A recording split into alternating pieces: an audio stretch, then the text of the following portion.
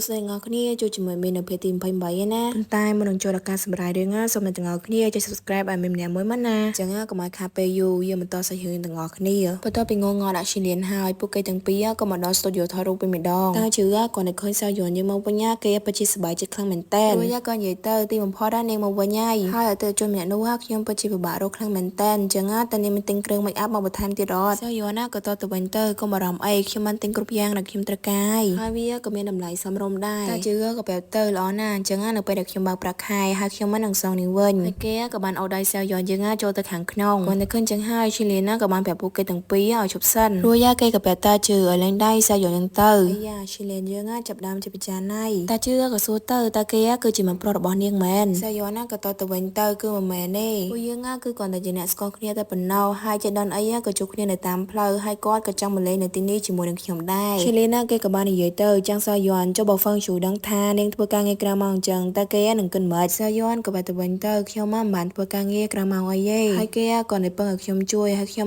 ក៏មិនបានទទួលលុយពីគេដែរតែជឿក៏បានប្រាប់ទៅប៉ុន្មានហើយគឺនៅនាងចាំងគេមិនបានធ្វើអញ្ចឹងទេគាត់ក៏ជួយខ្ញុំតែប៉ុណ្ណោះឈីលៀនយើងក៏សួរទៅអញ្ចឹងbusiness ដែលលោកបើកមាន license អីអត់សាយ័នក៏បាននិយាយទៅលោកមកទីនេះដើម្បីបង្កបញ្ហាមែនឈីលៀនក៏បាននិយាយទៅមុនពេលដែលជួយគេនាងគួរតែស្គាល់គេឲ្យច្បាស់សិនហើយចុះបើគេជាមនុស្សម្នាក់ដែលដាក់ឧបករណ៍តាមដាននៅលើទូរស័ព្ទរបស់នាងនោះតើនាងគិតយ៉ាងម៉េចគាត់ទៅលើចឹងហើយតើជឿក៏បានបែរទៅវិញទៅសូមលោកប្រយ័ត្នពេលសម្ដីរបស់លោកមន្ត្រីខ្ញុំមិនដែលធ្វើរឿងអញ្ចឹងលើទូរស័ព្ទរបស់អ្នកគេសាយ័នក៏បានប្រាប់ទៅកុំខ្វល់ពីគាត់អីដោយសារតែគាត់គឺមានបញ្ហានៅត្រង់ខួរក្បាលនោះសាយ័នយើងនិយាយចឹងហ្មងហើយគេក៏ដើរចេញទៅតែក៏ចាប់ដែរអ្នកទាំងអស់គ្នាឈីលីណាក៏បានខកសាយ័នយើងហើយគេក៏បាននិយាយថាសាយ័នយើងទៅដល់របស់នាងវិញឬមួយក៏ឲ្យគេម្នាក់នោះបញ្ជាក់ច្បាស់ពី business របស់គេតើស្របច្បាប់ដែរឬអត់និយាយថាមើលទៅមុខសាយ័នយើងក៏ធន់ដែរហើយនាងក៏បានសៃហៅលីលីឲ្យចុះមកដើម្បីឲ្យឈីលីនយើងគេស្ងប់ចិត្តអីចឹងណាលីលីក៏បានចុះមកដល់ហើយគេក៏ភ្ញាក់ផ្អើលដែរដែលឃើញឈីលីននៅទីនេះសាយ័នក៏បានប្រាប់ទៅឯងត្រូវតែបញ្ជាក់ជាមួយនឹងគាត់ឲ្យច្បាស់បើមិនចឹងទេ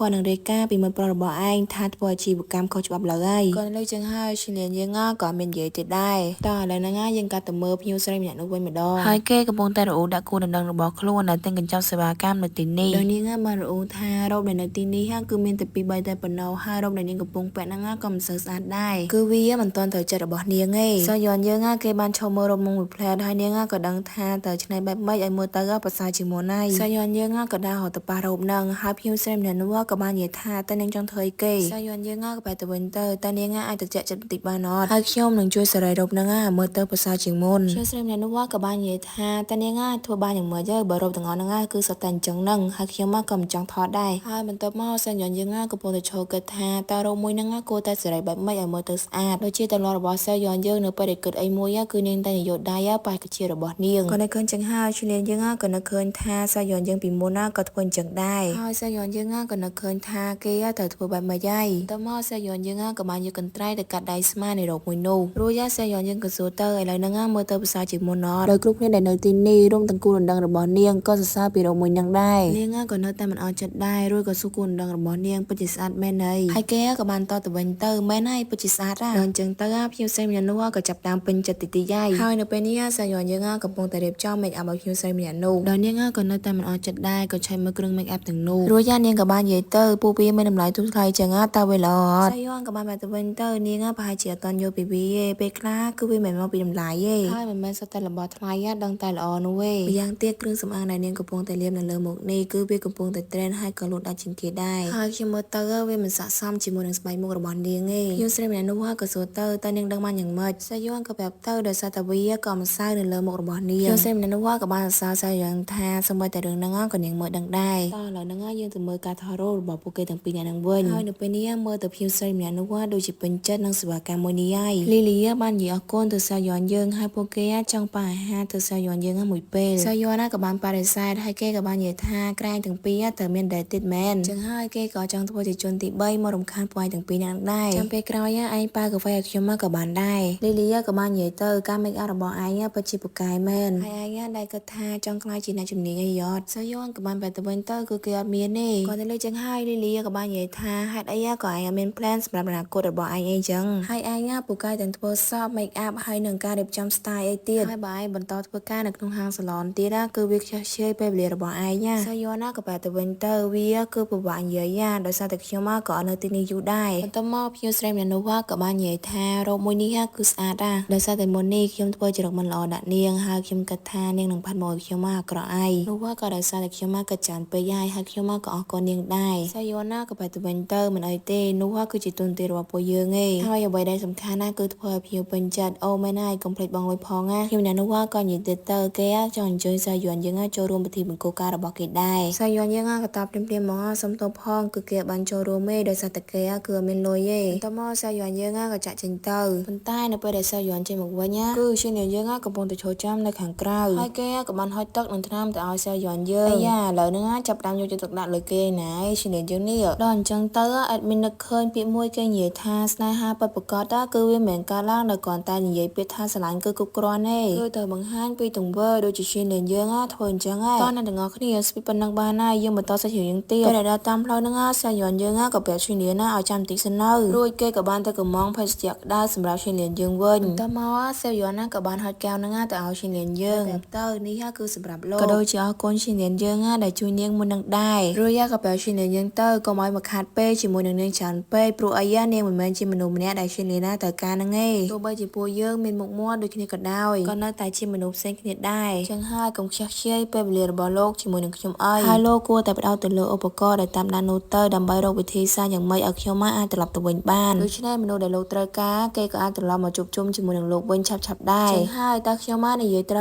វឈិនលៀនយើងក៏គេអត់មាននិយាយដែរសាយនក៏បន្តទៀតទៅចឹងប៉ុណ្ណឹងបានហើយលោកមិនបាច់ជួបខ្ញុំទៅផ្ទះទៀតទេនិយាយរួចគេក៏បានលាឈិនលៀនហើយក៏ដើរចេញទៅហើយនៅតាមផ្លូវទៅផ្ទះហ្នឹងគឺនាងដើរបណ្ដើរលេងជាមួយនឹងប្រុសធ្លាក់យ៉ាងសប្បាយរីករាយហ្មងណាទាំងអស់គ្នាចំណែកឈិនលៀនយើងវិញគេបានត្រឹមតែឈរមើលដល់លួចញញឹមតែម្នាក់ឯងដោយសារតែដែលឃើញសាយនយើងគេរីករាយបែបហ្នឹងឯងតោះឥឡូវហ្នឹងយើងកាត់មកមើលហ្វឹងឈូហើយនឹងឈិនលៀនវិញម្ដងដោយហ្វឹងឈូយើងគឺគេបារម្ភថាខ្លាចសាយនយើងគេនឹងដាក់ពាក្យលើឈប់ដោយសារតែថ្ងៃនេះគឺមានអ្នកថតរូបអាជីម្នាក់មករកសាយនយើងដើម្បីហៅសាយនយើងឲ្យទៅធ្វើការនៅកន្លែងគេពេលនោះហ្វឹងឈូយើងក៏បានសួរដែរបើបានប្រាក់ខែក៏នឹងពេលអញ្ចឹងតែឯងធ្វើអត់សាយនយើងក៏បាននិយាយលេងទៅថាគេធ្វើគាត់លើចឹងហើយមើលទៅហ្វឹងឈូគឺដាក់ចិត្តពីសាយនយើងឯងដោយសារតែសាយនយើងគឺគេមានទេពកោសល្យខ្លាំងមែនតើទៅលើការ make up ហើយនិង styling ហើយនាងក៏ដឹងដែរថា studio មួយហ្នឹងគឺចិត្តបត់ដៃហើយហេតុអីក៏នាងនៅតែចង់ធ្វើការនៅនឹងទៀតឈិនលៀនក៏សួរទៅវិញទៅចុះឥឡូវហ្នឹងនាងប្រកបពេលលេងឈប់ហើយមែនហ្វឹងឈូ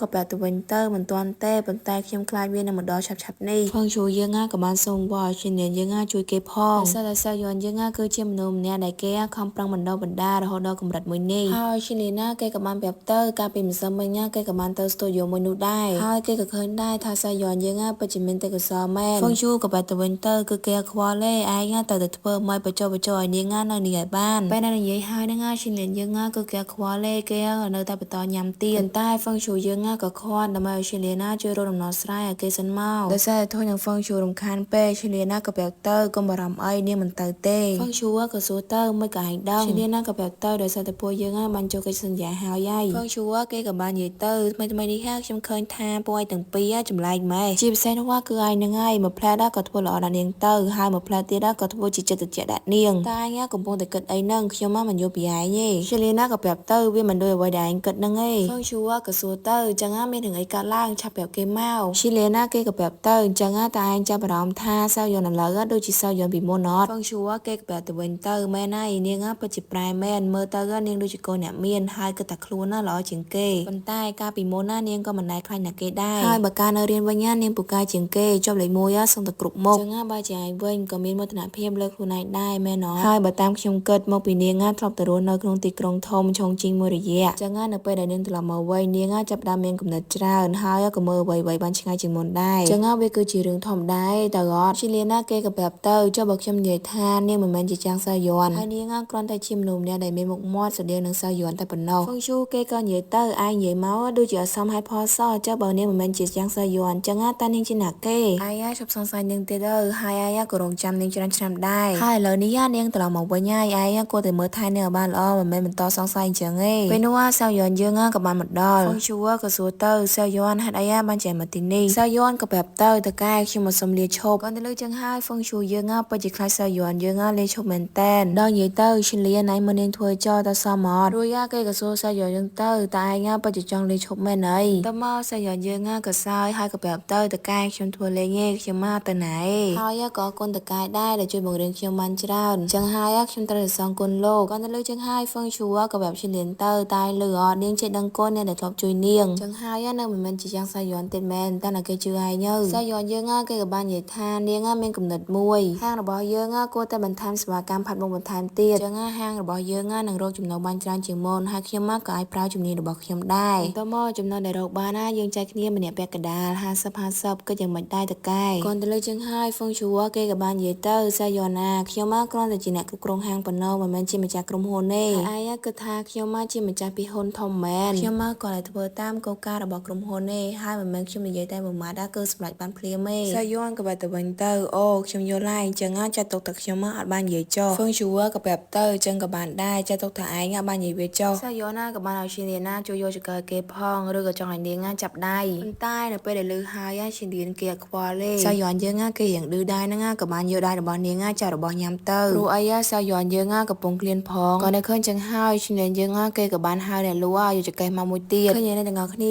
ชินเลียน่ากับจังครั้งจิมือsaiย้อนเยอะใกล้ไปแต่ยังไม่ห้าวชินเลียน่ากับบ้านจุนsaiย้อนเยอะง่ายตลอดมาแต่เว้นเป็นนัวชินเลียน่าเกี่ยกับบ้านซัวเตอร์ตอนนี้ง่ายไปจะโจจัดการไม่กับแม่เนยsaiย้อนน่าเกี่ยกับแบบเตอร์ออเต้ตามโปรดักชั่นดังทางชั่นมันเนตินียูเว่ห้าวน้ำมวยเนตินีวีก็มันจีบเปิดบอกชั่นได้ยังตีนไปได้แค่ศึกษาไปสมัครเพจบอกชั่นวีก่อนเปิดชั่นมาสบายใจแต่ปนนอกชินเลียน่าเกี่ยกับบ้านใหญ่เตอร์ตามโปรดักเนียงปัจจิเมนเต็มกระซอขังหนังปัดแมนให้บันเนียงจุดจัดเปียทัวเวเตอร์กลุ่มคลาsaiย้อนน่าเกี่ยกับต่อตะวันเตอร์อ้อมบาเจ้ปลาจีบโดยสัปดาห์นี้ก็รอได้จังอักชมตะโมนายให้ลูกก็เป็นอย่างตะวันได้เตอร์ในเยโรยsaiย้อนยังอักเกี่ยกับนาจินเตอร์คนใต้เนไปได้ชินเดียนตลอดมารับแต่ระบอกเกเวนเกบ้านบางเล็บทอระบอกเกให้สนาสมเนสิวาการพัดบกบนฐานเตี้ยไอชินเดียน่าก็เชี่ยมาจ้าพี่ฮนในห้างสลอนมือนักได้ไล่ลางฟังชัวกับบ้านปลาดำนังหล่อแต่บกหลังตะงอกนี่เกบ้านตัวดำนังปีติสนักการกันดาท่าห้างสลอนระบอกเยอะนังมีสิวาการพัดบกบนฐานเตี้ยนักขายกลอยนังวิชแน่นังมีแวบบรรดาบรรดาระยะเปปีสัปดาห์ให้สักคาในมวยนังเตอร์บรรจุบกลมเนี่ยโจรุ่งนงแวบบรรดามวยนี่ให้นังไปได้บรรจับแวบมวยนี่บกเลิกนังเตอร์ตัวโคเตอร์เลิกดำนาการซาลบองสปาการมวยนี่ระยะไปมือค่ายยางเตียกชมเตอร์พนัยทัวซาปูเกโดจิโรโบล่าจังงานเป็นแต่เพลงเดืองซอโดจินาตงอคนี้เมนาเกสมาจัตเตอร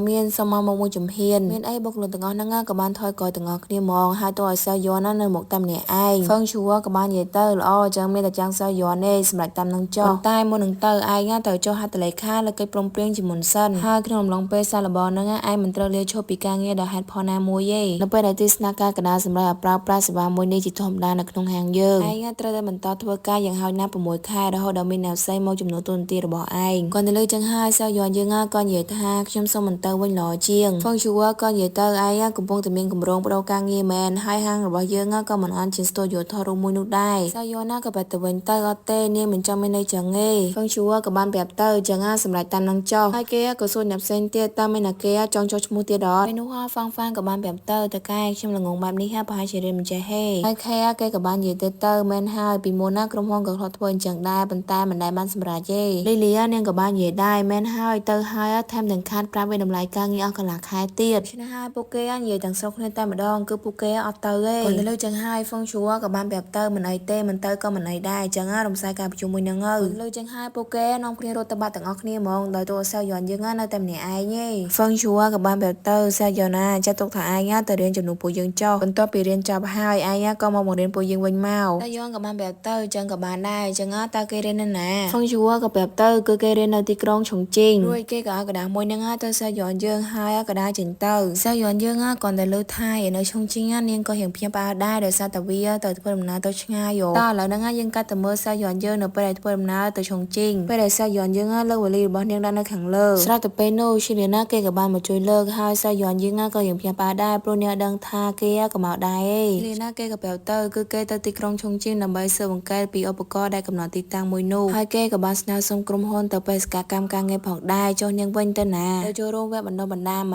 นเยวิธาชิเลียนเยอะง่าคือปันเหมือนเต้นจีเนดัสนาสมไปเกสอนง่าเซลย้อนน่าเกกับเปลเตอร์ไม่น่าเวียก่อนแต่จีการประคองมาโจรวมแต่บรรดาให้เนไปได้โลตัวเสือเรื่องอุปกรณ์มวยนูแต่โลกาไอ้น้องชิมตะบ้านเนาะชิเลียน่าเกกับเปลเตอร์จำนำไปนูซันมาซันจีอาร์เกนังนอนหนึ่งเตอร์เซลย้อนน่าเนียงกับเปลตะวันเตอร์อ้อนจังกับบ้านได้ซาตเปโนกับเมนอมปรมเนี่ยมองสมกับไอระบกอดบ้านโดยซาตชิเลียน่าเกกับปงแต่งกอยกับไอระบกอดให้ชิเลียนเยอะง่ายเกกับบ้านได้แต่งกอยกับไอระบกเกมันเตอร์ให้อมสเรมเนี่ยเตี้ยได้ตรจีเพรเยระบอมปรมเนี่ยนั่งกับบ้านสมัยเซลย้อนเยอะง่ายโดยไอจมูกหนึ่งกอดบ้านเนาะรู้ไอกอดได้จังกอยจับไอระบกอ គាត់ចដល់អីដែលគាត់បដូរហ្នឹងគឺទៅអង្គុយកិនឈីនរៀនយើងនឹងឯងនៅកន្លែងនេះគឺអត់មានរៀងអត់ស្នាយពួកគេទាំងពីរដែរបានអង្គុយកិនគ្នាហើយគឺអត់មាននិយាយចូលគ្នាអីម៉ាត់គិតតែមើលគ្នាទៅវិញទៅមកនឹងឯងតោះឥឡូវហ្នឹងយើងកាត់មកមើលថ្នាក់រៀនរបស់សាយ័នយើងវិញហើយថ្ងៃនេះដែរគឺជាថ្ងៃចូលរៀនដំបូងរបស់សាយ័នយើងហើយចដល់អីលោកគ្រូដែលបងបង្រៀនហ្នឹងគឺគាត់បើក slide អត់ចេញមានអីសាយ័នយើងក៏សួរទៅតើលោកគ្រូមានអីឲ្យខ្ញុំជួយអត់តែគាត់គឺអត់មានតបជាមួយនឹងសាយ័នយើងទេសាយ័នក៏សួរម្ដងទៀតទៅតើលោកគ្រូមានអីឲ្យខ្ញុំជួយអត់ហើយគាត់ក៏បានតទៅវិញទៅបើឃើញថាខ្ញុំត្រូវការជំនួយហើយមិនក៏មិនមកទីនេះហើយយ៉ាលោកគ្រូមួយនេះចេញមកដំបងរៀងញាក់ដែរហ្នឹងបន្ទាប់មកសាយ័នយើងក៏ទៅជួយបន្តិចទៅ